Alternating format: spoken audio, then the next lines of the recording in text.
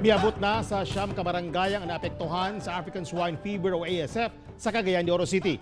Samtang mga meat vendors sa Cogon Market mibahad nga magpadayon ng pork holiday kung dili aksyonan ang ilang mulo. Ang detalye sa report ni Ethel Ipana. Base sa pinakaulahing datos sa City Veterinarian's Office, siyam na kabarangay sa Cagayan de Oro City ang apektado sa African Swine Fever o ASF. Kini ang mga barangay sa Mambuaya, San Simon, Baykingon, Agusan, Makasandig, Indahag, Puerto, Tablon ug Patag.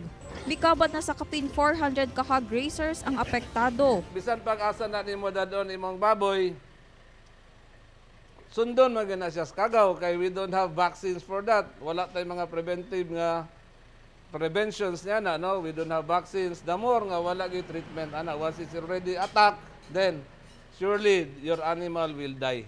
Hinuon nakadawat na og indemnification cash assistance ang mga apektado nga hog raisers sa barangay Mambuaya ug barangay San Simon nga tag 2,000 pesos kada baboy nga mapailalom sa kaling ug laing 5,000 pesos gikan sa Department of Agriculture. Samtang sa barangay Puerto, gatusan ka baboy na ang naipalalom sa kaling. Ang among purok president, kitahasa na sa pagmapping sa baboy. Kung pila ka heads, ani nga area ang makuha. Kay naaman tay kuan lugar counterpart ang city. Samtang human sa tulo ka adlaw nga pork holiday mibalik na sa pagpamaligya og karning baboy ang mga meat vendors sa Cogon Market. Apan ilang ipadayon ng pork holiday kung dili kuno aksyonan ang ilang hangyo nga patasan ng presyo sa baboy.